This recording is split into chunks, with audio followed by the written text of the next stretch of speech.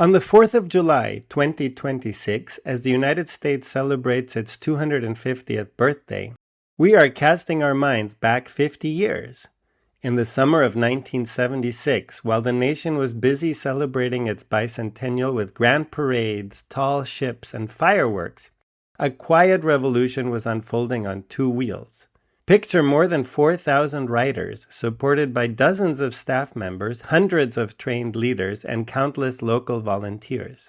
They were packing heavy steel-framed 10-speeds with canvas panniers and sleeping bags. These weren't professional athletes or seasoned racers. They were dreamers. They set out to ride either a segment or the entirety of a newly hand-mapped 4,200-mile ribbon of back roads called the Transamerica Bicycle Trail, connecting the foggy coast of Reedsport, Oregon with Yorktown, Virginia.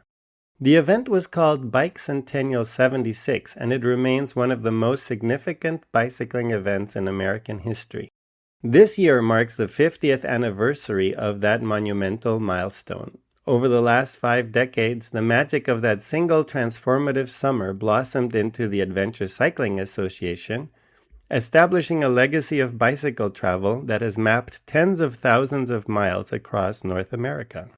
But in this episode and the next, we're turning back the clock even further. Long before Bicentennial soared like a red, white, and blue kite at the end of a very long, nearly invisible thread, had any one of a dozen events in the 1960s and early 70s gone differently, that thread would have been broken and the kite would have fallen to the ground.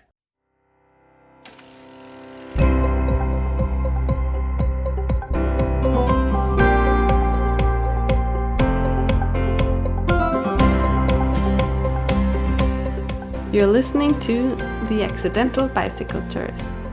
In this podcast, you'll meet people from all walks of life and learn about their most memorable bike touring experiences.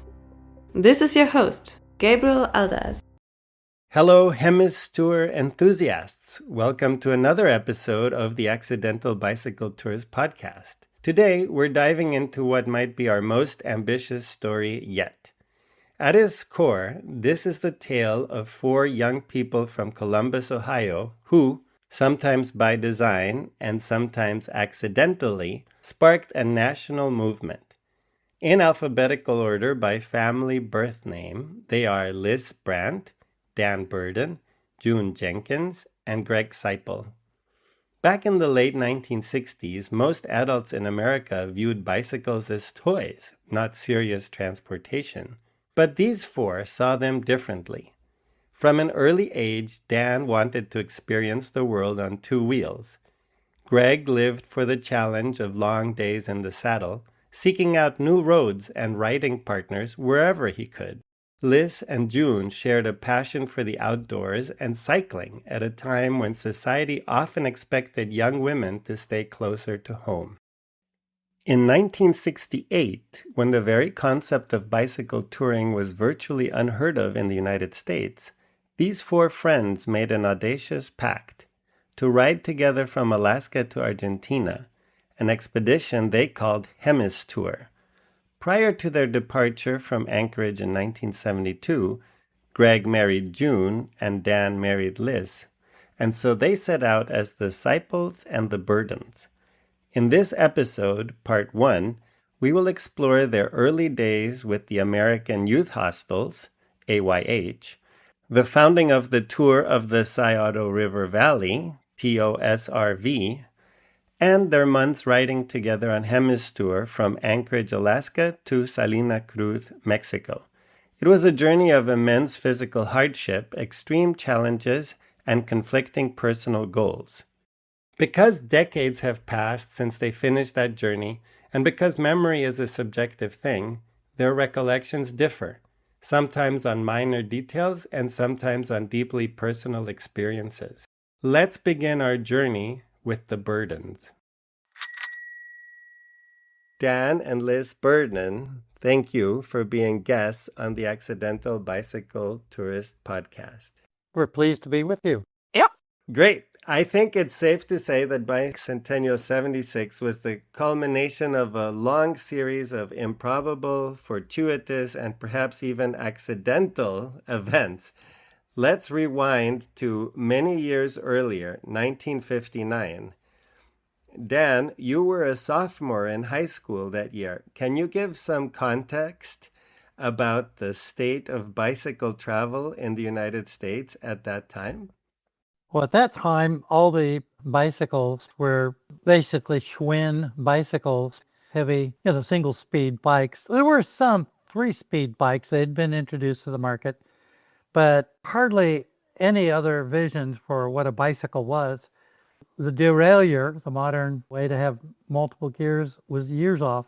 And if there was a good bike in the country, it was only because someone had imported a racing machine.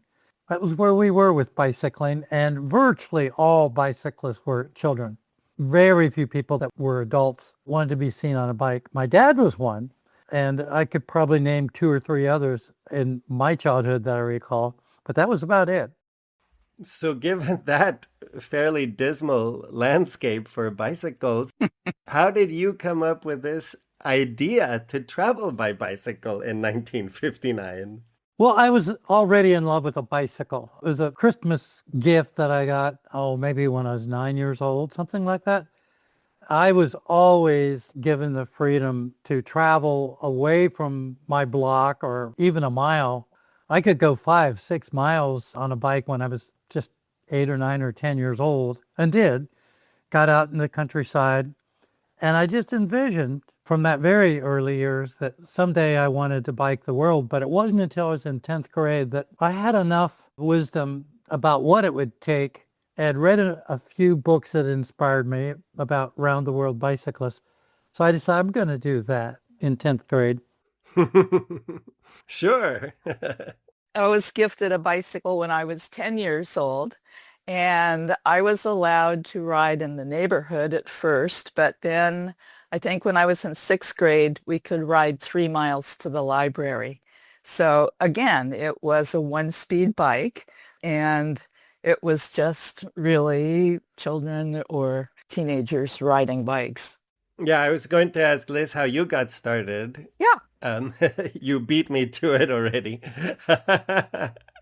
In what part of the country were you? In Ohio. We were in the edges of Columbus, Ohio, right in the center of the state. I lived on the north end and he lived on the west end. We didn't meet each other until we were high school. I was late high school. He was out of high school. And how did you meet? Oh, actually, it was caving. So there are a lot of caves in Kentucky, just south of Ohio. And I had gone to a Girl Scout camp that offered spelunking. And I was so excited. We saw this group. It was a hosteling group in Columbus that sponsored caving trips. So June and I put our names on the list to go on a trip. And so we did. We went to Bat Cave. So wait a minute now. You said June Siple. June Siple. Yeah. That's going to be the other pair of the story here, but you're making it sound like you met June before you met Dan. I did. Wow. We were in the same high school class of about 300 people, but we had that wanderlust. I think we were in Scouts. So we went on a caving trip, but then they also had a fleet of bicycles with gears and dropped bars. This was really amazing. I mean, we'd never ridden or seen anything like that. This was about 1965 when we first rode on a drop bar geared bicycle. And I want Dan to tell his part when he discovered a 10-speed bicycle. Well, I discovered a 3-speed first. That was my first real bike after growing up with my sister's step-through frame bike. 3-speed took me everywhere. Just getting out of high school, I got my first 10-speed, a Raleigh Grand Prix, I believe. And then wasn't much later, maybe a year later, I got a Super Mondia, a imported Swiss bike that was just everything you'd ever dream of. The double-butted tubing and the best of the best, right? And I paid $110 for that with racks and all the frills, and it just took me everywhere. It was a wonderful adventure. I would bike alone or with one friend that also was into biking for a while. And then I realized I wanted to ride with more people. And that's when I was in college looking at a bulletin board and I saw this thing for the American Youth Hostels. So I went to their meeting. It was a bunch of, mostly college professors and young people in their 20s and 30s and no youth. And so I became embroiled in this organization and through really heavy marketing and everything, put together early bike trips, canoeing trips, all the various trips. And it grew and it grew and it grew. And that's what eventually led to June and Lys discovering what this organization was. Eventually, and Greg will probably tell this story, he and his father bicycling to Portsmouth, Ohio and back. And then he took that event and grew it and grew it. And then I got involved in it and really bolstered it. And then we brought in this guy named Charlie Pace. What was the name of this bicycle ride? Oh, the Tour of the Scioto River Valley, or TOSRV. So we'd call it TOSRV. Okay. And it became truly one of the biggest bike rides in America. I think at its peak, there were maybe 9 or 10,000 that would register, many others who wouldn't. And that became a model for other big bike rides. And that's what attracted the National Geographic to cover bicycling. Before then, there was no interest, but they saw how big this was becoming. Yeah, when National Geographic steps in, that's going to be super interesting. But I also want to know that dream of going around the world, how had it evolved from the first time you had the idea to now the kind of mid and late 1960s? It was definitely Dan's idea. Yeah, I was in the Navy and the idea was evolving, and I realized how many languages I'd have to bump into if I went around the world. And I was terrible at language. I still am. I said, well, wait a minute. All this land connects, and it's actually a little bit longer than going around the world if we do it the way we were going to do it. And so it became the vision to do Alaska to Argentina. Yeah, that was pretty cool, making that switch. I thought, okay, I need somebody to go with me. Okay. Somebody. Yeah, somebody. I don't want to do this alone. I wrote to Greg a letter saying what I was going to do. And within a week, he wrote back and says, I'm coming with you. We were already really good friends, and we had done a lot of bike rides together. So he knew what he was getting into. But then a few weeks later, the girls, June and Lys, decided they were going to go off and bicycle the Middle East. And then Greg and I wrote back and said, that's not safe. Let's invite them to come on our ride. And we kind of knew at that point we'd have to get married. That was the years where you just didn't go off with someone unless you were married. And so we got married. Now there were 4 of us. So we didn't really know we were going to get married. Okay. Your mom's figured that one out. We figured it out. So is this the accidental marriage? Is that what this is? Yeah, kind of. Okay, Dan is nodding. Both couples were married before the trip. Mm-hmm. But I was married under duress. I wasn't sure I wanted to marry this guy. But my mother said, no, you are not going anywhere with a fellow until you're married. Mm. I did find him really intriguing and and kind of fun to be around. So, yeah.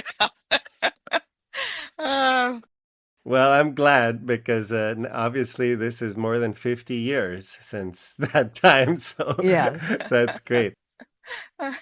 So then let's talk a little bit about what became known as the Hemistour, because you look at it on the map and you say, well, this would be fun. Now, there's just one thing about it. Nobody had ever done this before, as far as we could tell. So how do you go about planning it and getting the gear and everything at this time? Well, Lys was the planner, so I'll let her talk through what it took. Well, we looked at the route in the North Country. In fact, we were living in Missoula, Montana, married by this time.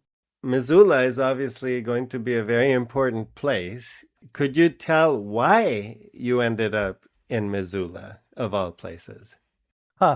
Well, when I was still in the Navy, I knew I wanted to go back to college.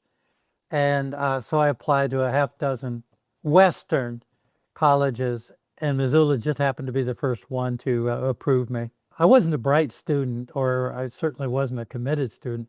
To have a school pick me up was a pretty good deal. Sorry, I don't know which colleges are in which town in Montana. University. That's the University of Montana. Yeah. Okay. So the accidental college. No, it's the accidental college. Yep. I'm seeing a pattern. And we actually drove up in a van. Our housemates, several of them came with us. And we drove all the way up to Alaska and back on the Alcan Highway. And we realized that we were going to have to pack a lot of food. By this time, we were leaders, group leaders in AYH. We'd bicycled a lot of short rides. And I had actually ridden from Columbus, Ohio to Glacier National Park. I started out by myself, but I met people planned along the way that wanted to ride with me. So we had a total of 5 girls by the time we hit the eastern side of the Glacier Park. So we knew that we were going to have to pack a lot of food. And the only food available along the route was canned, basically. You just can't carry cans in a pack for, a week's ride. So we got back to Missoula and we really didn't have any dehydrators or anything. So we started figuring out how to make a wooden box with a light bulb and get some oven shelves. And we started just getting frozen food and dehydrating it that late fall and winter before we started. And so we made a lot of our food. We did have a little bit of canned food. We did Spam. But we, did a lot of quick cooking rice and macaronis and things like that. We packed our own meals, and then we packed them in bags for the week from 7 to 8 days. We were going to do about 50 miles a day, we figured. And so we kind of figured more major cities along the route where we could send these things. By the spring of 1972, we had a ton of these big boxes full of dehydrated food, all organized to pick up. And we sent the first one off, and it got stopped at the border. So all our boxes through Canada, we realized that we weren't going to get them in the mail until we drove them across the border. So on our way to start the ride from Missoula, we drove across the border and we shipped all that stuff to post offices with a cover letter that said, "Postmaster, please save this for us. We are pedaling down this route and we need our food." And they did. And they watched for us. Amazing. Yeah, it was really fun. One set of post offices were so far apart, 2 weeks apart, that we actually had to arrange a flight to have an airdrop. And a pilot came down, dipped his wings when he recognized us, and then dropped the food, which was well packaged, on the highway, and we went and picked it up. And the other thing that happened was one of the post offices burned down. Oh, no. But the postmaster ran and got those boxes, I guess, through the flames. Forget the letters. I need the dehydrated food. Amazing. So he took it on to the post office, one to the south. Yeah, that was amazing too. Dan had to go get that in a special run. Oh yeah, I did a side trip, about 150 miles round trip to pick it up. Yeah. Yeah, well, that was your food. Yeah. And then what about the bicycles? Because, Ah, with bicycle touring not really being a thing at that time in the United States, you were probably forced to come up with a lot of innovations. and we did. It's amazing. There were probably 10 people in the whole country that were creative enough that they could have built the bicycles for us. It happened to be Sam Braxton in Missoula, Montana. He was a railroader during the day. He would, at night, run his bike shop, and he was amazing. For example, our brakes, just alone, were made up of 3 different manufacturers, Mayfac, Weineman, and whatever the third one is. Because no brake was good enough, he built brand new ones. He was the first one to apply a long-range derailleur. Spence Wolf in California had been building them. In Cupertino, California, there was this bike shop, and the derailleurs from Europe didn't have a long enough arm to take a large sprocket. And so they had to take what looked like erector set and lengthen that arm with the 2 wheels of the derailleur. Sam found out about these derailleurs, so we had the first wide range gears. Yeah, so we had to create some of the parts to accommodate what we wanted to do. Adding to your pattern here, the accidental bicycle manufacturer, right? Sam Braxton. Everything was accidental. He happens to be in Missoula, again, of all places. Yep. Yeah, he fell in love with bicycling. He's one of those characters. And Montanans just love to go adventuring and hiking. And I don't know how Sam discovered bicycling, but he did. He had 10 speeds, but again, they were racing bikes. They were made for racing and not touring. So that's why he became well aware, because there are a lot of mountain climbs on roads to do in Montana. We did 1 3/8-inch Regida rims and tires before there ever was a dream of mountain bikes or hybrids. We had the first hybrids. And with this hybrid bike, what was the advantage of the tires that you ended up getting? Very rugged. Your really high proficient tires wouldn't hold up. Right. The first 1,800 miles were gravel, right? Right. So these are wide tires and they're 26-inch tires? 26-inch by 1 3/8. And it had a bead that was copacetic with Europe, because when we get into Mexico, they had the European sizes. So we didn't go with the American sizes. So this is the 650A size? Yeah, I think that was it. It was 50 years ago.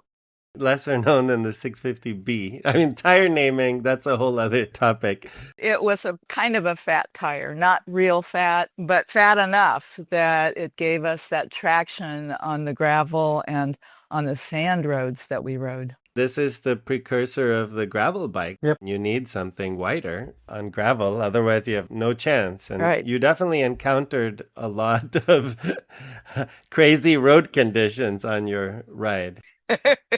Finally, the big day arrives where your trip gets started. I've read June's writings in the Adventure Cyclist magazine about your ride, so I know a few of the things that happened, but I was just shocked to find out how the tour began. There were a couple of things that were really crazy. So can you tell about that? Well, first of all, we were so busy with college and everything else that we hadn't done any preparation physically. We were people off the street, man. And so we started out slow, but we were doing okay on the gravel roads of Alaska, and we were increasing our mileage. We knew we had to do that to meet our food stops. So we did, but at first it was a little rugged, but we did kind of firm up and get into a very almost routine. It was like we were going to work, breakfast, break camp, take the mileage down, you know, and pedal. We would string out. So a lot of times we were riding onesies or twosies. We didn't ride in a constant group because we all had different paces or different interests too. You know, you want to stop and take a look at this thing or something.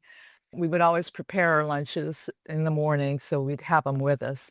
We'd try and meet for lunch and then, of course, get together toward dusk. But of course, that's like 8 p.m., 9 p.m. in the North Country. But also on the first day out, we were burglarized. We had put our food packs up on the roof for reasons of staying away from bears. Somebody seen them from the road and in the middle of the night found out what they were and they stole them. So half of all our panniers were gone, and they're the ones that also had our tools. A reporter came out from Anchorage and covered the story, and it ran a big article. Not only did we find the worst of the people, but as we rode, people would stop and give us tools. They said, my husband said, when these guys come along, give them any tool they need. So we found the worst of humanity and the best of humanity in the first day. Yeah, that was the event I was referring to. It's an incredible stroke of bad luck. Then, as you said, the response of people all around to, either give you tools or people sent in money or helped you out in any way possible. They'd invite us to dinner. Yeah, it was really, really great. So we called up our manufacturer of our panniers and said, we need 4 on the left side. Oh, gosh. He expressed them up. Because we were close to Anchorage, there were a few more towns. It wasn't really getting out in the wilderness yet, and we were going slow. Mm-hmm. We pretty much found food and carried it haphazardly until the packs came and were delivered. I forget where they came in, but it was up the road. Yeah, so that was one surprising thing. And then I have to mention, usually it takes some time for group dynamics to set in, but she openly described disagreements that the Burdens had with the Siples, even at the very beginning of your ride. I think we enjoyed each other's company, but the two couples had a slightly different concept of what an expedition like this would be. And for June and Greg, they had to bicycle every inch of the road. And we didn't figure this out until we did a side trip to Denali. And then we came back and the bus left us off on the other side of the road. And those two walked across the highway and started riding from where they got on the bus. At first, we didn't know what they were doing. Why are they going across here? Anyway. Yeah. But they faulted Lys and I for not riding every inch of the road. But I think another big difference, and I don't know if this is something June pointed out, is that our reason for riding was experience, to come to feel and see the planet, the people. And for them, it was a goal. It was this every inch of the way. And that was never my dream. In fact, I would say on that whole portion of the ride, because I was heftily the photographer, I would ride up and back and up and back. And I went off 100 and some miles to get more food. So we rode all the distance and beyond that they did. It's just that it was the experience that I was after. And I think it was more the quest of doing something that was driving both of them. So that was a difference. Now, I very much was oriented toward connecting with the environment. I would be a little slow because I'd get off and explore a little bit. Yeah. But I would catch up. But yes, and just being outside and living outside for a year and a half gives you lots of insight and connection. But I think something important here is being discussed, and that is two groups, very different. different goals or different values in mind can actually get along. You think of the average married couple, they're going to be together a few hours a day or whatever. But we were in this journey solid for years, right? More than any marriage could endure. And so obviously you're going to have group dynamics, but somehow this ongoing quest and the freshness and the adventure side keeps people together in a way that some lesser journey wouldn't do. You had to stay together, and you knew that you had to stay together. There was no reason that you would want to go off on your own. Yeah, and in fact, sometimes the group faces a particularly stressful situation, whether it be bad weather or, maybe Terrain. any kind of setback, terrain, yes. And that brings the group together because that's a shared experience. It does. That you all had to suffer this crazy terrain or through this storm. Yeah, indeed, it was during the 11 days riding through the rainforest where it never stopped raining that I think our group became most secure with one another. We were pushing through something that we had never done before, and very few people do. And I think as a group, we felt it. I certainly felt closer to everyone in the group when we were in that rainforest. Yeah, that was British Columbia. British Columbia, yeah. This is maybe a good time to bring up the National Geographic again, because this is also important and also one of the legacies of the trip, actually, the Hemistour trip. So you mentioned that National Geographic finally started to show interest in bicycling after this TOSRV. TOSRV. TOSRV.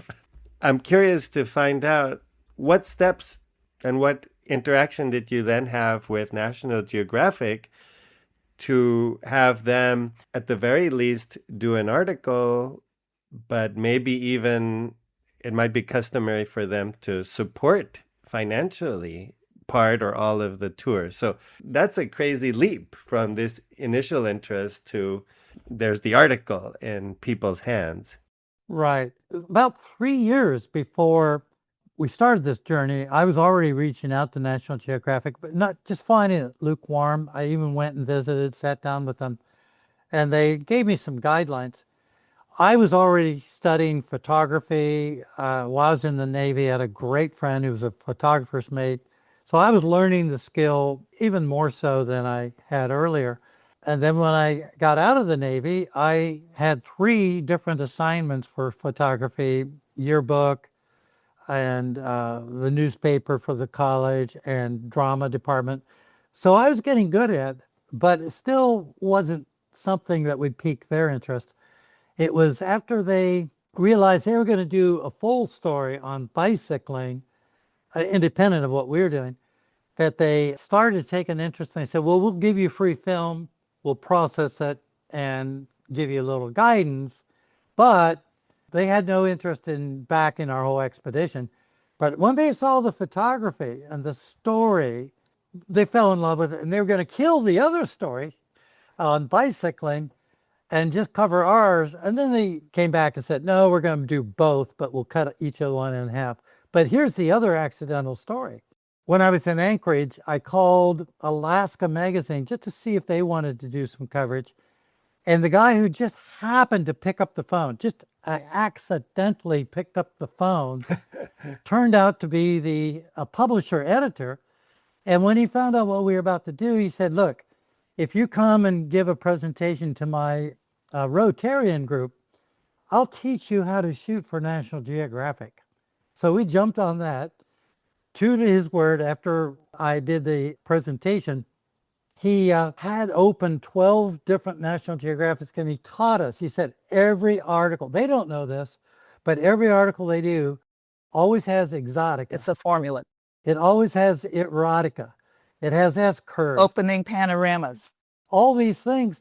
And when it got to the erotica, one day, Lys and I were up hiking in the woods well into our British Columbia portion.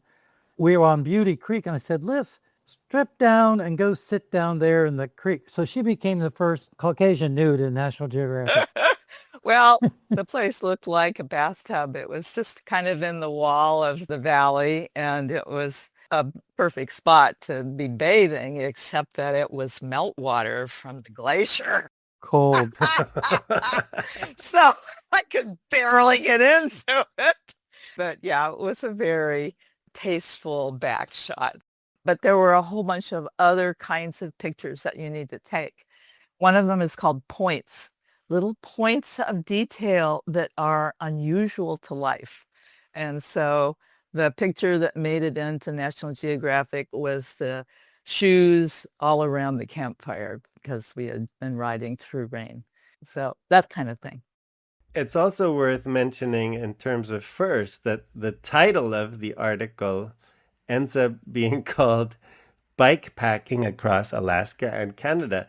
And this is one of the first known uses of the term bikepacking. And of course, ironically, you had very conventional touring setups with the racks and the panniers. It's not what's called bikepacking today in terms of your setup, but it's still amazing that that's another first from your trip. And that was coined by our editor, Noel Grove, who actually came out and rode his bicycle with us for a whole week. National Geographic, editor. It was amazing. And it was truly amazing that we got the article. But within National Geographic, they have a group of governors that decide on what stories they're going to run. And so they had sent us as a trial 80 rolls of film. And so the guys, Greg did a little bit and Dan did a ton of using up that film. The editor that goes through the pictures did this show for the governors that decide what's going in, and they were blown away. Again, accidental. Accidental that, there was a bicycle article in the hopper. They just sent us 80 rolls of film and said, maybe they'll get 2 or 3 pictures. Yeah. Yeah, the article came out in May 1973.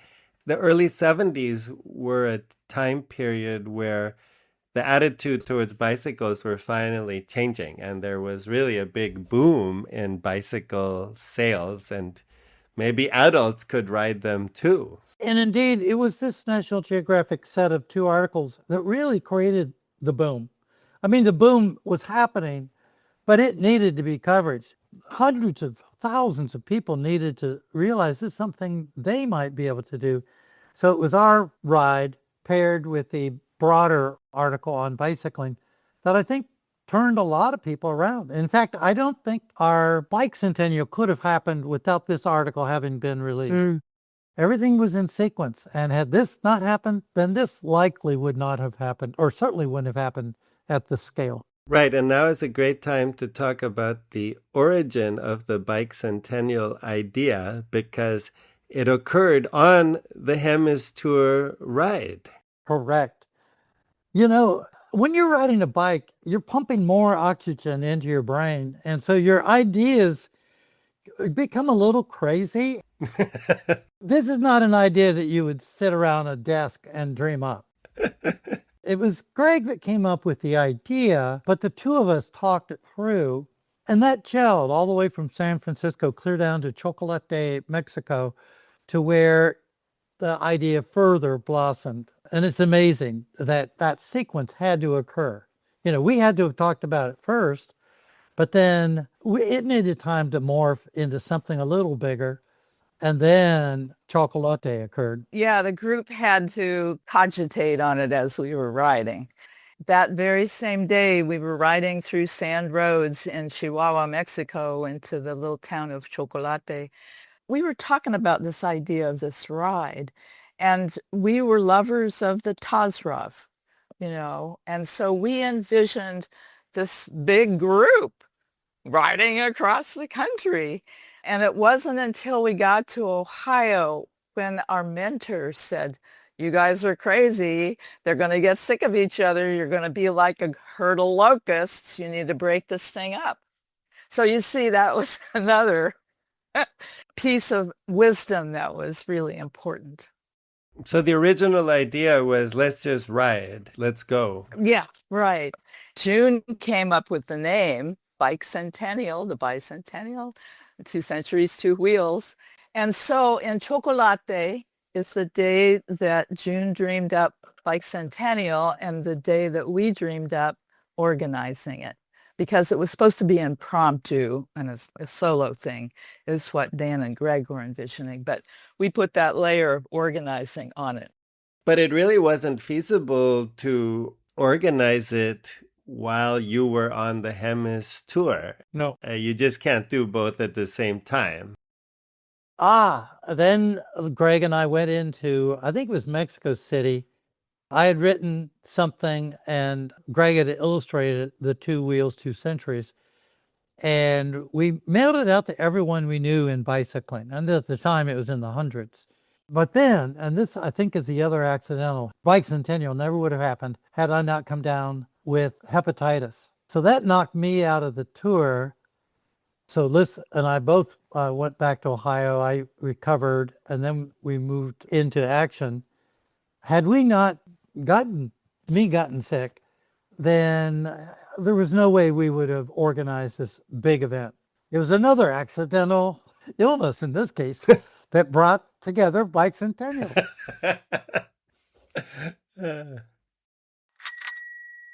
That was the perspective of Dan and Lys Burden. But what about the other half of the expedition? Let's turn now to the Siples. Greg and June Siple, thank you both for being guests on the Accidental Bicycle Tours podcast. Our pleasure. This will be fun. Greg, let's get started with your story. How did you get into bicycling at this time when we already know bicycling was considered a sport for kids? My father had developed an interest in serious bicycling in the 1930s when he was living in Pittsburgh, Pennsylvania, and he attended a 6-day bicycle race that was in downtown Pittsburgh, and he was just enthralled with what he saw.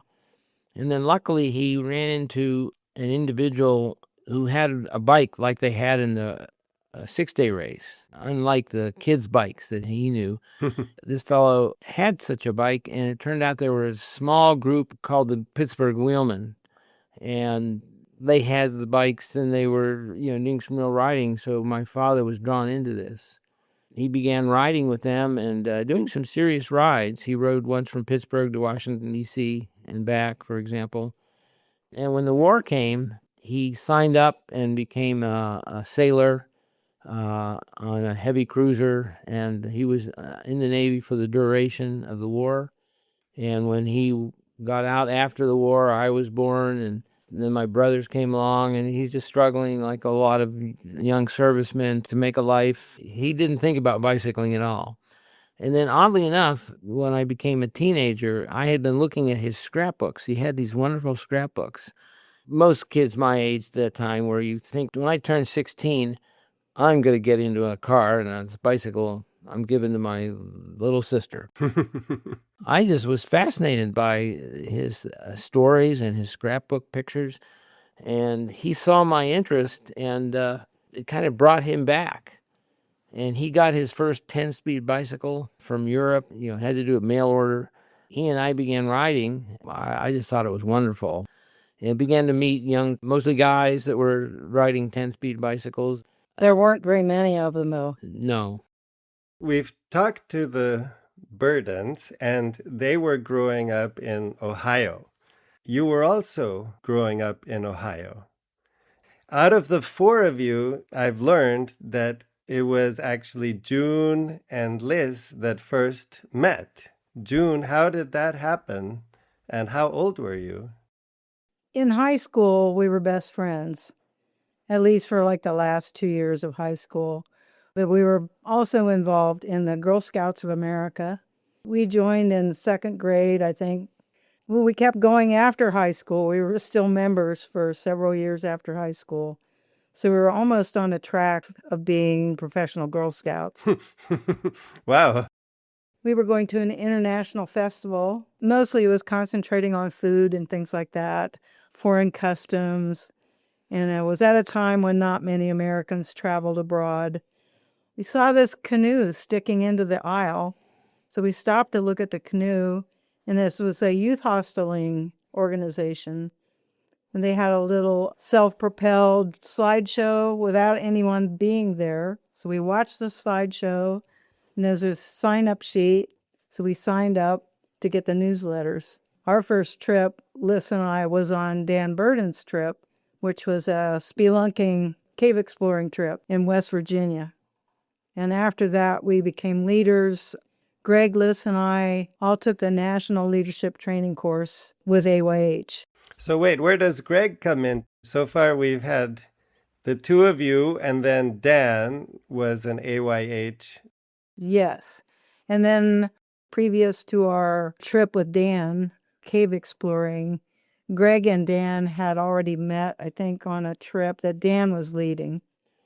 Yeah, I just seen a notice. There was a AYH newsletter hanging up in a bike shop, and it said there was going to be this bike trip, and I was just hungry for anything to do with bicycles. We went to the appointed location and time, and that's where I met Dan. The Burdens also mentioned this very important moment, which was, Greg, you and your dad went on this bike ride that grew into something much bigger. So can you tell us about that? As I mentioned, my father was drawn back into bicycling, and he proposed this idea that we ride from Columbus, Ohio, which is in the center of the state, south to the Ohio River, to Portsmouth, Ohio, and it would be a distance of 105 miles on a Saturday, and then Sunday we would return. I just thought this was a wonderful thing. We made our ride, and my father, he struggled a bit. I think it had been over 20 years since he had done any real serious bicycling, and I think he was still thinking of himself as this young man who could just hop on a bike and ride 100 miles. But I was 16, and I just ate it up. We stayed in a hotel overnight and ate in restaurants along the way, and when I got home, I just, wow, that was great. So the next year, I thought it would be nice to repeat that ride, and my father wasn't so interested in doing it again. It nearly killed him. Right. Although he continued to ride. Our little informal group was getting together. I persuaded 3 guys to make the ride with me. And the next year there were 6 of us. And then the next year there were 15, including Dan Burden was at the starting line. We wrote a book about the TOSRV. Oh. And this is 25 years of history. Tour of the Scioto River Valley. I kind of came up with the acronym. Actually, I was going to art school and majoring in advertising design. I saw some benefit to having this acronym, TOSRV. It was kind of mysterious to people. I even ran a couple little ads in the bike magazine that says, TOSRV is coming. Whoa, what's that? Wow. Here's a little interesting document. This is my trip card. I led a trip, and back then, if you led a bike trip, you might get 5 people, 6 people. And I had 15 people on my trip. And this was really, I think, the first time that Greg and Dan and Lys and I were together, was on this trip. Their names are on this list. Oh, wow.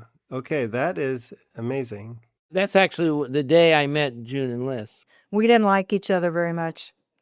You did not like each other very much? No. Greg was a bike racer, so he was in his kit, racing jersey, everything racing, and his friend Pete Fromm was with him. And they were very anxious to get going. And one person had a crash on the way to my house. I just told people to meet at my house, and we would leave from there. So this big, tall guy fell down, and he had road rash from his ankle to his hip. Oh. He wrecked a bike, and I had just rented a 10-speed from the youth hostel people, and I gave him my bike so he could continue to ride. And in the meantime, I was dressing his wounds in the house, and these bike racers were fit to be tied. They just didn't like that. They just felt like that guy, He's out. Never mind about him. We can't wait for this. I was not very impressed with Greg. She's the leader. Why isn't she out leading? And of course, on a youth hostel trip, the leader is at the back. You're taking care of problems and so on. And she was in cutoff. The level of cycling that I'd No reached, bike these gear. people just didn't match it. Do you have there the date that the four of you did this event? Is that written on this document? Yes, it's October 17, 1965. Were they already dating at that point, Dan and Lys? Oh, no. Oh, no. And you guys certainly were not dating because June was not impressed with you, Greg. No, I actually dated Dan first. What? Okay. We went to see Dr. Zhivago, and he was very standoffish. So I just figured, well, he doesn't really like me that much. Never mind. Okay. And then Lys dated Greg. No. All right. Well, that had not come up earlier with the Burdens. I think it was 6 months. Something wasn't it? like that, About yeah. 6 months. And then, meanwhile, June and I began to spend more time together. We dated for about 3 years on bicycles. And I lived 20 miles from Greg. And he would bicycle to my house. And then we'd go on a ride. And then he'd ride home. Or we'd bicycle to his house and then ride somewhere else. And then I would ride home. Then one night, we decided that I should just stay at his house. So he put me on the floor of the living room without his parents knowing. And his father came in the middle of the night and was quite shocked to find a young woman on the floor in the living room. But the tour just continued to grow. It ultimately reached 6,000 riders. And one of the things it did, it was kind of a showcase because people would come down from Chicago and ride this ride, and they'd say, well, we could start something like that here in Chicago. And it really had a big effect on the way that adult bicycling developed in the United States. This idea that you could get a lot of people together and you could go on some significant distance together, and you'd have food stops set up, and sometimes you'd have first aid stations, and it was just a whole new way of looking at bicycling. That was the blueprint for what became supported bicycle rides. A blueprint, exactly. And it was also a turning point, for example, for women, because when TOSRV was beginning, they didn't even allow women to run in the Boston Marathon. Here we had an event where there was no restriction or special accommodation for women. We were all in it together, and we had old people, young people, and people on balloon tire, banana bikes as they call them, and people on beautiful handmade 10-speeds. It was just a wonderful event, and it's still going on. Very cool. And so, June, did you take the starting line at the TOSRV at some point? In 1966, yes. That was the first year that women rode. Nice. And it was the success of TOSRV that made us think, well, what else could we do to kind of present this to the American public, so what you can do with bicycling? And that's where the idea of Hemistour came up, where you'd ride long distances and into foreign countries. It had a lot to do with TOSRV and the way it developed, it kind of giving us this confidence. It was like a springboard for what we could do. And we learned about organizing through TOSRV. So that was a really important element in the formation of Hemistour and then Bicentennial beyond that. We knew how to do these things, so we just kept going. In 1968, Dan and Greg invited Lys and I to go on Hemistour. So that was like right after TOSRV. We're all tired, sitting around on somebody's porch, and they said, we'd like you to come on the ride. Previous to that, Lys and I were starting to feel a little upset that we had not been invited. So we decided, okay, we're going to ride the length of Africa. So there. Take that. And I think that sort of stimulated the guys into thinking, oh, yeah, maybe we should invite them to go with us. And at the time, there was no romantic interest at all. We were just bicycle buddies. Lys and I started to wonder, what kind of proposal was this anyway? Dan was the one who, from an early age, had dreamed about bicycling around the world. When I first met Dan, he had this yearning for travel like a lot of young people do. And he was planning what I remember was not a bicycle trip, but a van trip. Yeah. With his old high school buddy. A week or so ago, we went and visited, and he confirmed a lot of this. But Bill, his friend, he has something that he called Mission 66 or Project 66. And where you're going to go off in his van. You know, he was more of an adventurer, and the two of them were planning this thing, and it wasn't really particularly a bicycle trip. And when I met Dan, and where bicycling was such an emphasis, I think somehow it was during that period in the late 60s, the idea that this journey would be on bicycles, and it would be from Alaska to Argentina. Mm-hmm. Dan wanted to travel. He wanted to do stuff with bicycling, but it didn't become a reality until he met Greg Siple, who was a serious cyclist who could do 100-mile days. And I didn't know anybody like that. Dan came up with the concept, and Greg named it Hemistour. We couldn't initiate it right away because in 1966, Dan joined the Navy. And that was a 4-year hitch. So we had to wait 4 years, which is okay. We weren't ready to go. And about the time that he got out of the Navy, now there was more of romance as a part of our relationships. And Dan and Lys married, and June and I married. But still we weren't quite ready to go on Hemistour because I had an obligation, because it was during the Vietnam War, and I became a conscientious objector. So instead of doing 2 years of service in the military, I did 2 years of service at a home for crippled children. June and I were married, and we went off to Pittsburgh to do my 2 years of service. Meanwhile, Dan and Lys came out here to Missoula to go to school. Right. But all along, we knew we were going to do this trip. And when my 2 years was over, June and I hitchhiked to Missoula, and Missoula became the staging area for Hemistour. We just came west with not much money, and so it was a backpack and a thumb to get to Missoula. Great. Let's talk a little bit about the preparations for the Hemistour in terms of route planning, the gear. I mean, it's not like today where you can just find many, many descriptions online and you have all kinds of specialized gear. You had very little to work with at that time. Right. Road maps. All the oil companies, they all had their maps. So for Ohio, there might be 3 maps for the whole state. And as a bicyclist, you just lay out that map and look for the secondary roads and plan your trip like that. Dan and Lys, they like to super plan trips.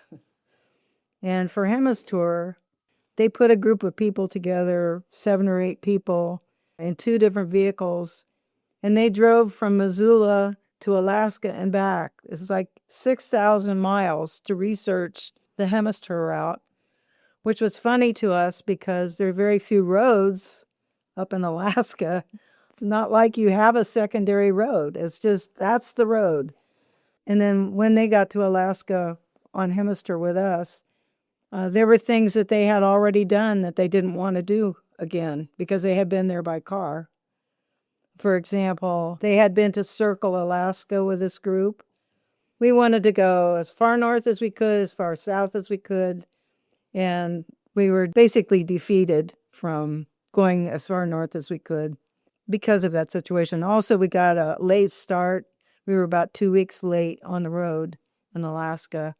I found their research trip strange because here we wanted to plunge into this adventure where you take your bicycle and then you go into the unknown. And why would you plan the heck out of it? Yeah, why would you want to go there first in a motor vehicle? So that was one of our first clashes. And then they would have spent a lot of money going to Alaska and coming back to Missoula that should have really gone towards a trip. And you had pooled your resources together, so it was the group funds that were used for this. Group funds, because we were really on a shoestring budget. When Greg and I were in Pittsburgh, there was a local outfitter just for like hiking, backpacking, things like that. They offered us a discount, so we went and looked at their things. They had lederhosen on the rack. Lederhosen. We were trying to come up with different ideas for equipment because you also could not buy bicycle touring equipment because it wasn't even a recognized sport in the United States at the time. So Greg and I chose lederhosen to start out on Hemistour, and they were great. Really? Yeah, they tend to come apart too fast. So you're on the trip and you're sewing up your shorts all the time. They're very tough. You just can't wear them out. Well, and if there was an Oktoberfest along the route, you could just stop in your lederhosen. Yes, we'd be all ready. One important thing was the bicycles. At the time, bicycles, for the most part, the 10 speeds available in the United States had 27 by 1.25-inch wheels, which were narrow, especially in comparison with the balloon tire bikes that were sold to kids. And we knew we'd be riding a lot of gravel. Yeah, so we consulted with a fellow named Fred DeLong, and he was a bicycle engineer. He worked with bike companies, and he was very in tune with what was going on in Europe. And he said, you want to ride 26 by 1.375-inch wheels, which are heavier. And stronger. The key was that he said because of the British, the Raleigh bicycle industry were selling bikes all over the world, that was the standard wheel size. And he says, you'll be able to find tires anywhere. And it was true. Not only were these tires hardy, just perfect on gravel, but we could go to any hole-in-the-wall bike shop anywhere in South America and we could buy a tire. And that made a tremendous difference because otherwise you have to have things sent to you. And it was very cumbersome. There was the expense and there was a lot of bureaucracy and you had to pay duties, or it just might not show up at all. That simple thing made a big difference for us. Yeah. We didn't really start the mountain bike movement, but there are a lot of people riding that size rim these days. And when I was in Europe in 1969, I started to promote Hemistour. I was in England. There was an article done by one of the London newspapers about me and our trip coming up. Reached out to Raleigh Bicycles in England. I think there was one other manufacturer that we reached out to. We were looking for bicycles specifically because we didn't have expedition bikes. In the United States, you could not buy a touring bike off the rack. We got turned down. And leading up to the early 1972, we didn't have any bikes. We were within a few months of leaving. Greg and Dan had this huge correspondence. They were writing to each other almost every other day.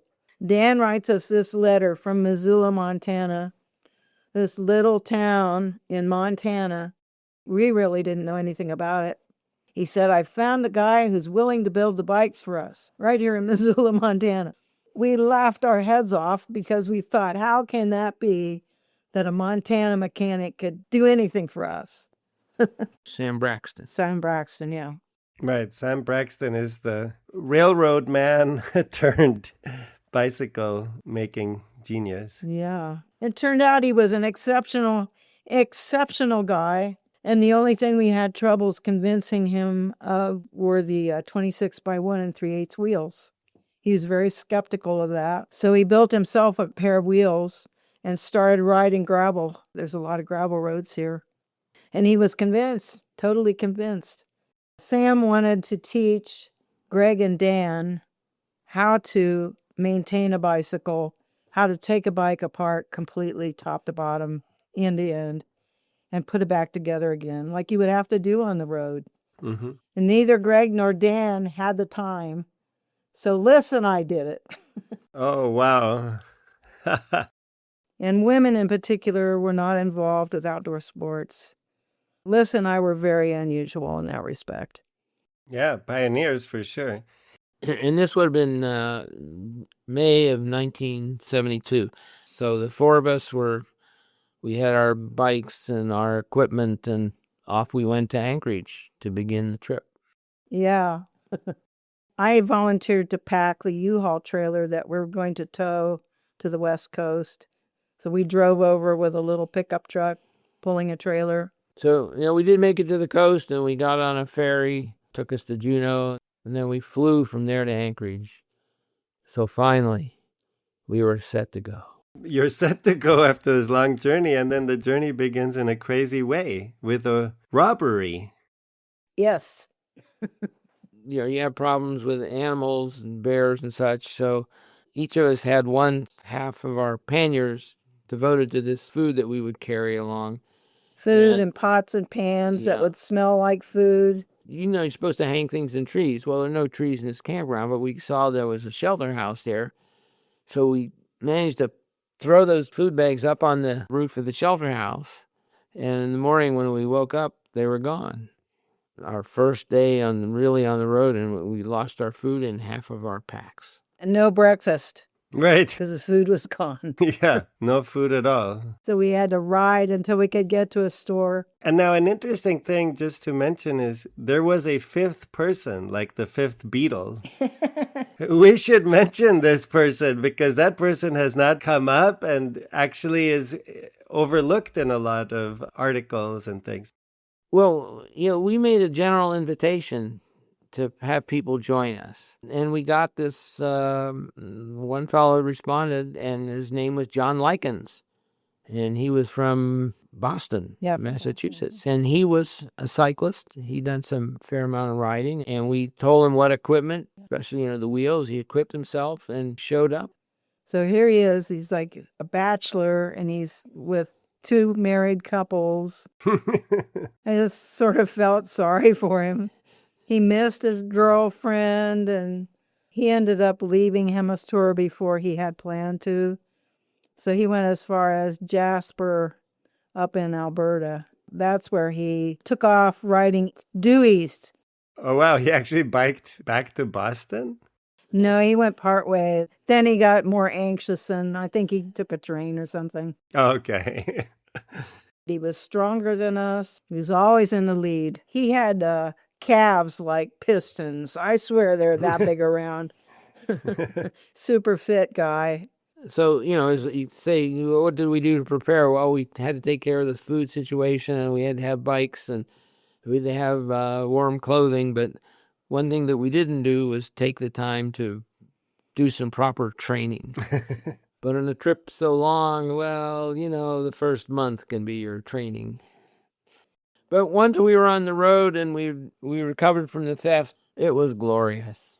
And I'd never really been west before, and here we were riding in these endless vistas and long days where the sun wasn't setting, and it was just grand. It was so grand. And there was one particular stretch we were able to leave the Alcan Highway, which we thought we were going to use, and we found some alternate roads, and the notable one was a 363-mile stretch of road on which there was nothing. There were no guardrails, telephone poles, houses. It was just a 360-mile stretch of long gravel road. Was this in Yukon territory? Yes. There were only, I think, 40,000 residents in all of the Yukon at the time. So lots of open space. This is maybe a good time to talk about the National Geographic article. Oh, yes. I was just about to bring that up. Mm-hmm. Because we were doing this ride not only for our own gratification, the adventure, we still had this idea that we wanted to showcase bicycling in this new way. And we decided, and it was mostly Dan's idea, is that we should get an article in National Geographic magazine. And at the time, National Geographic magazine was one of the most popular magazines in the country. And if you wanted to reach a lot of people, that would be the place to do it. So we set out with the idea that we would try to get an article in National Geographic. June and I were leading an AYH trip on the East Coast that happened to end in Washington, D.C. the year before our departure on Hemistour, and we arranged to go into the National Geographic office to make our pitch. And we had the letter with us that they confirmed our appointment. We walk in this beautiful place with giant photographs on the wall, just awe-inspiring. And we show the letter to the receptionist, and she says, well, you're a month late. You were supposed to be here last month. And we were just horrified, absolutely horrified. Yeah. Because the head of photography, Gilka, we were supposed to meet with him, but he was not available. He was in a meeting. But the assistant photography person, Sure. he was available. He very cheerfully said, I'll talk to him. He invited us into his office. It's just kind of a spare room with a big desk, and he's got this big wastebasket right next to him. And while we're talking, and we went there for the purpose of trying to find out what elements should we include in a proposal.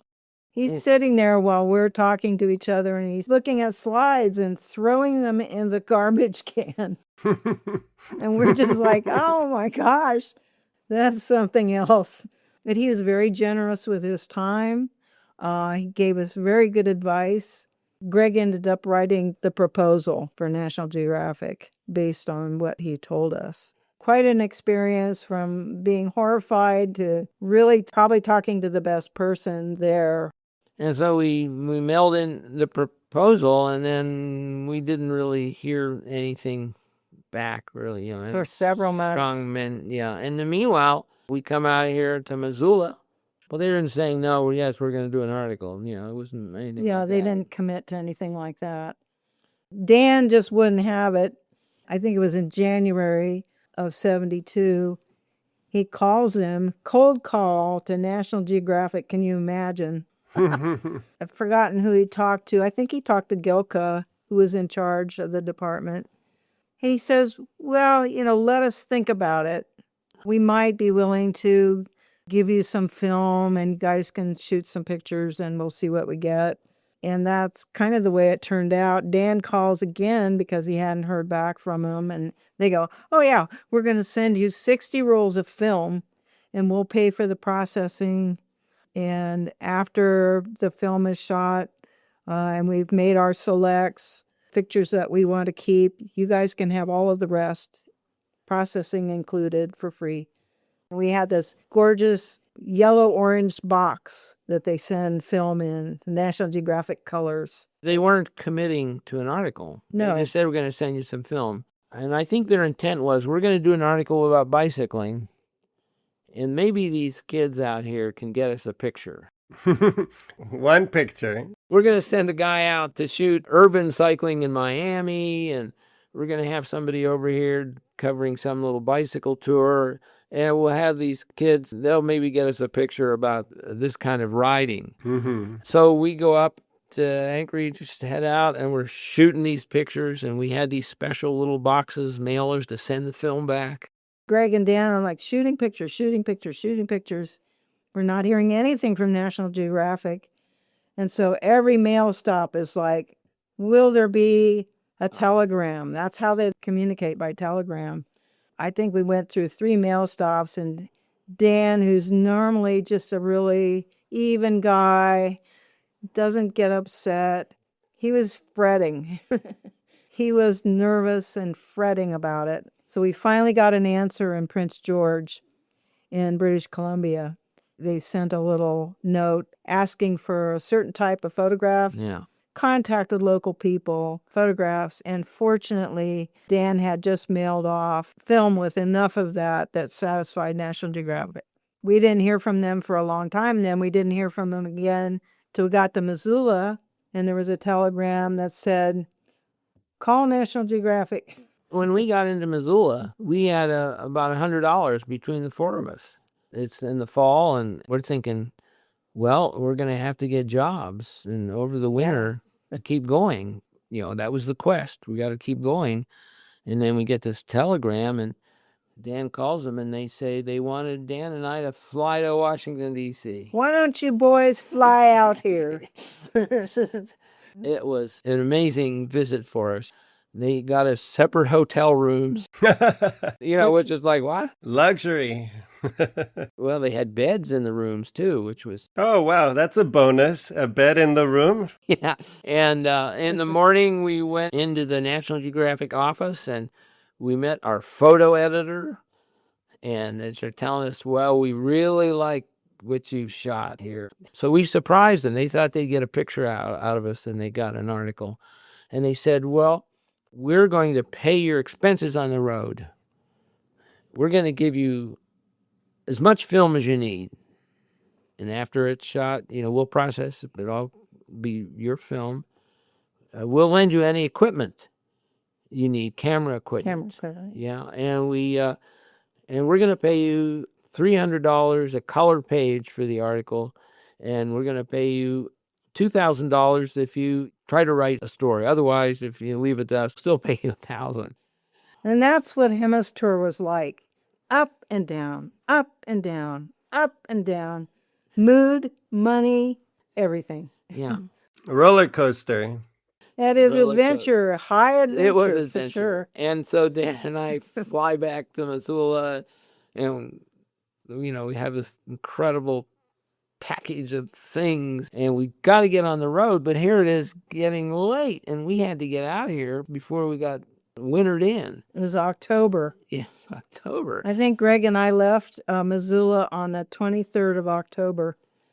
And between us and the coast is like 500 miles of passes, mountain passes, all kinds of terrain, high desert. We left Missoula, and at the same time, people were joining us. And by the time we reached the coast, we were a group of 9 people. And when we went over the last big pass, there was a lot of snow on the ground, and then we plummeted in this long, wonderful descent to the coast. So yeah. we were safe, away from wind. Made it to Eugene, Oregon. Yeah. The ride down the coast was a joy, and we were this large group, and we had all this support, and we weren't worried about money anymore. This is a funny story. National Geographic sent us a check in California. It was made out to Dan Burden, and we were at Disneyland, and there's a bank. And it's set up as a period bank. It was like an old-timey bank with a funny telephone, and and the bank employees maybe were dressed in a certain way. It was yesteryear, something like that. Yeah. So here's Dan, and by then both Dan and Greg had beards. Dan's very tall. He was wearing short pants that came to the knee and knee socks. Knee socks. Looking scruffy. His hair's long. He's got this big beard. Try to cash a check at this bank, and the bank gets on the phone to National Geographic. Yeah, they didn't believe this. They didn't believe that we could be these people the people National cashing Geographic. this check from National Geographic. They're trying to forge checks. Yeah, total scam. Yeah, it's a scam. So the bank manager, I think, is on the phone with National Geographic, and National Geographic is describing to him what Dan Burden looks like. The guy's nodding, yes, yes, yes. Okay, we'll cash the check. I think he was talking maybe with Noel Grove. We need to introduce Noel Grove now. That's important. So Noel Grove was a writer for National Geographic. Staff writer. And he's the one who was going to work on this bicycling article. Bicycles are back and booming. Yeah. And that one. And then meanwhile, when they decided to do our article, which was going to shrink his article some, he kind of presented us in a way. Oh, those guys. Yeah. But then he was assigned to, work with us. And he actually came out to the West Coast and bicycled with us in Oregon as part of his research because he'd be doing the story. The article and the photographs are credited only to Dan Burden in the end. Yeah, I took some of the photos. I had a couple of full-page pictures in there, and there was even a third photographer who took one picture. The third photographer was Dan Tiffany, who took the group picture in the article. The photo used for the cover art in these episodes, the group riding together in Alberta, Canada in 1972, is courtesy of Dan Tiffany and used with his permission. Dan took 64% of the pictures that appeared in National Geographic. And Greg was like 29%, and the other photographer was like 7%. So yeah, it was a group effort. And the way they did it, at the beginning of the article, it says story and photos by Dan Burden. But then when you go through, you can see the individual pictures that other people took are credited that way. In 5-point type. Okay. National Geographic, they have a team of photographers. There might have been 20 at the time. They could assign to a story, and they would go and shoot the pictures. So they might jump in and out, depending on what kind of project it is. Then there's like a team of writers, and these are staff people. A lot of photographers are freelance. And National Geographic decided to assign our story to Peter Benchley. He said, and I'm paraphrasing, actually, I'm writing a book about a fish. And of course, it was Jaws, which was released the same year that Greg and I returned from Hemistour. At the time, Jaws was being shown on college campuses in swimming pools. Everybody's in the water, and they get shocked by the idea that there might be a shark in the water. Okay, so people actually were in the pool while watching this movie. Yeah. And this happened here in Missoula when we came back. So just think, if Peter Benchley had decided to take us on, maybe Jaws never would have been written. Another what if moment. Yeah. So then Noel Grove was assigned to take over. I know Dan and Lys say that he was an editor, but he wasn't. He was a staff writer. And National Geographic, like any big organization, is very stratified. People do certain things. They don't move into other people's territories. Like writers don't edit, editors don't write. Noel Grove wrote 13 articles for National Geographic. I interviewed him for the piece that I wrote about the National Geographic and relationship and how the magazine boosted Bicentennial. All right, I want to then go back to another key moment in the development, which is that, Greg, you were in San Francisco, and that's when you had this idea. One of the great moments on Hemistour, I remember riding along Golden Gate Park, which comes right up on the coast. We were leaving on a sunny day after having been delayed in San Francisco, and it was just this great feeling. And Greg and I were riding alone.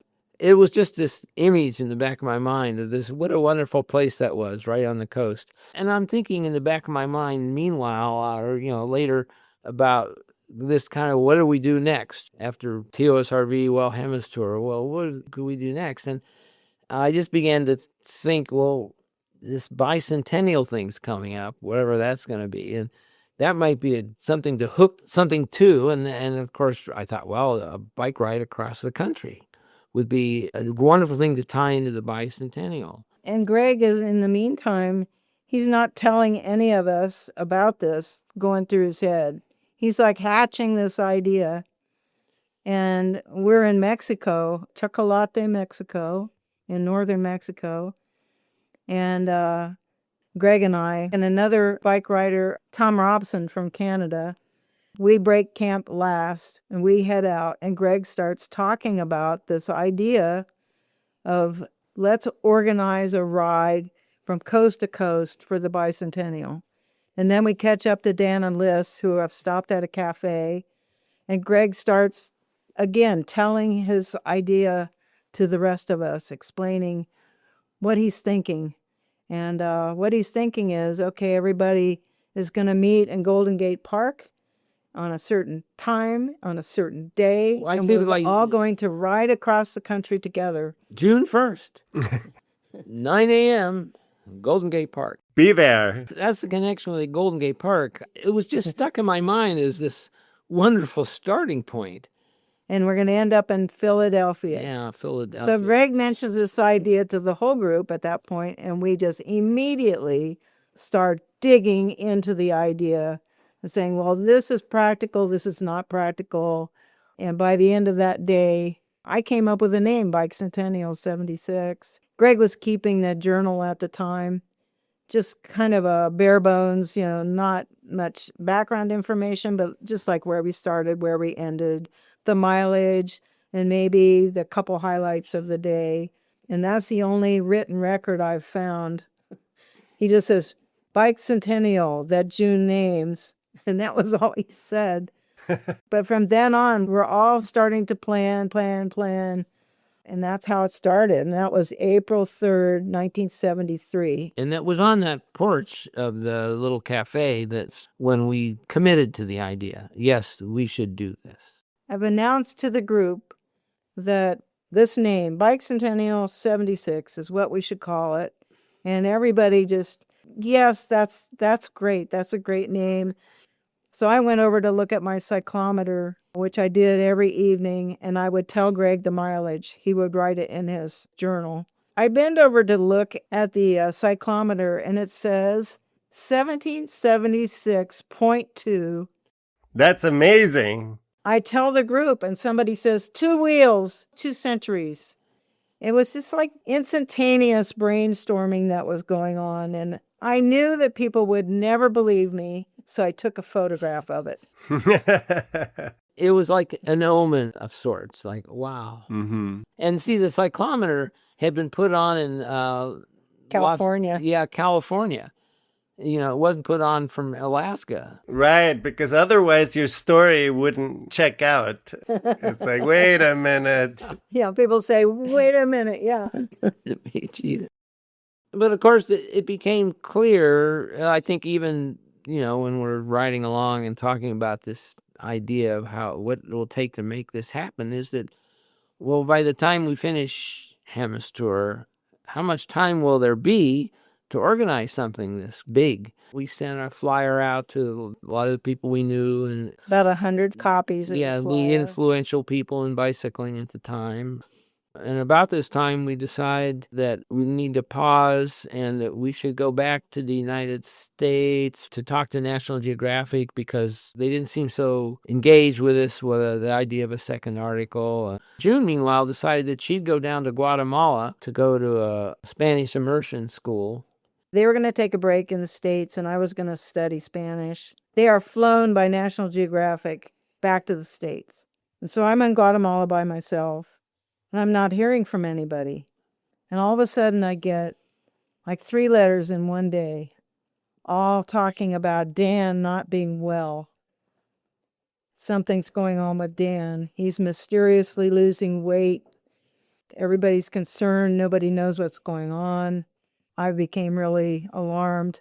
I called Greg, who was at his parents' place, and learned that Dan was in the hospital, actually, and that he had hepatitis. So there I am in Guatemala with no money. And I can't fly home because National Geographic has pulled that option. So they're starting to cut us off from funding. And I had to get my own way home. My parents lent me some money to fly back. It was good news, bad news. Like, it was bad that the dream of continuing Hemistour for them was over, but it meant that now there would be time to organize Bicentennial. Yeah.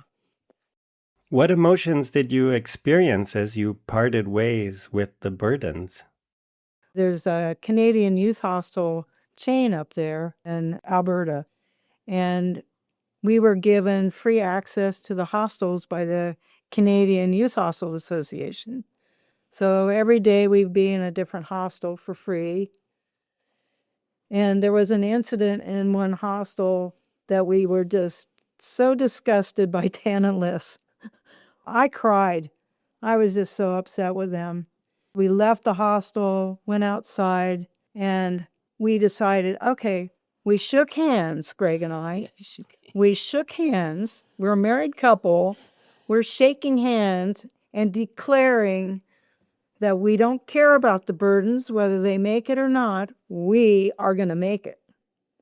And from that moment on, we had very steely spines. That's pretty early in the trip. Yeah. But we still had to function, get along. And Dan and I didn't, because we were sharing the photography and we went to Washington together, there wasn't... They weren't clashing. Lys in particular, and Dan went along with her, they were just trying to negate me in a way. Lys was practicing something we call shunning, like people who are part of the Amish community. They leave the Amish community and come back, and the community's not happy with having them back. They will shun them. That means you don't talk to them, you don't look at them, you don't acknowledge them. It's very demeaning, difficult to take. And Lys and I had this grand friendship for quite a few years through high school and in Girl Scouting. I couldn't figure out why I was being treated the way I was being treated, which was like a non-person. In the end, what Lys did is, I just think she wanted to get rid of me. She wanted me to quit, and she did everything she could to get me to quit. She basically threw our friendship away. It's super hard. I'll always regret it. I don't understand it, why this happened. I still don't understand. I never will understand. It's a loss. It's always troubling, and as I grow older, I become more affected by it. It's just one of those hard, terrible things that was a part of something that was wonderful and grand. After speaking with June and Greg, I went back to Lys and Dan to ask about some of the differences in how they remembered those years. One key point of discussion was the authorship of the landmark National Geographic article about their trip. Regarding how the writing came together, Dan Burden shared this recollection. We welcomed Noel Grove to join us for nearly a week of writing and learned much from him, and he from us. We became lifelong friends with Noel, and later Lys and I helped him rebuild a cabin. Based on Noel's insights, I set out to a mountain cabin for a week of writing. This gave him the content he needed to build a constructive National Geographic-style article, which I reviewed and tweaked. When asked about the difficult group dynamics, specifically June's recollection of feeling socially isolated or shunned by Lys from the early stages of the trip, the Burdens chose not to comment. If there's one thing everybody can agree on, it is that the definitive book on the groundbreaking Hemistour has yet to be published. When National Geographic decided not to produce follow-up articles, the public was left only with a partial account. The first leg from Anchorage to Missoula, captured in the article Bikepacking Across Alaska and Canada. June Siple, perhaps the most natural voice to chronicle the entirety of the journey, has written several articles about Hemistour over the years, including pieces for Adventure Cyclist magazine. Yet, more than 50 years after the conclusion of the tour, she has found it difficult to write at length about the challenging group dynamics experienced from Alaska into Mexico. Furthermore, the lack of a publisher to support the writing of the book post-Hemistour has been an enormous and discouraging factor. Still, it is my hope that someday a comprehensive book on one of history's most significant bicycle expeditions will find its way to print. Next time, in part 2, we will follow the Siples on the second half of their journey all the way to Ushuaia, Argentina, where June would become the first woman to bicycle the entire length of the Americas. At the same time, we will follow the Burdens as they map the Transamerica Bicycle Trail and work against all odds to bring Bicentennial 76 to life.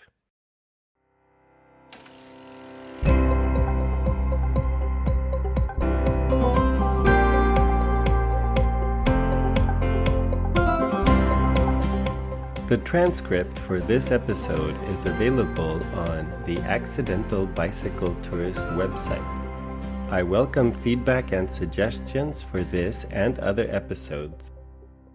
You'll find a link to all contact information in the show notes. If you would like to rate or review the show, you can do that on your favorite podcast platform. You can also follow the podcast on Instagram. Thank you to Anna Lindenmeyer for the cover artwork and to Timothy Shurtell for the original music. This podcast would not be possible without continuous support from my wife, Sandra. And thank you so much for listening. I hope the episode will inspire you to get out and see where the road leads you. That is definitely a record number of bicycle bells.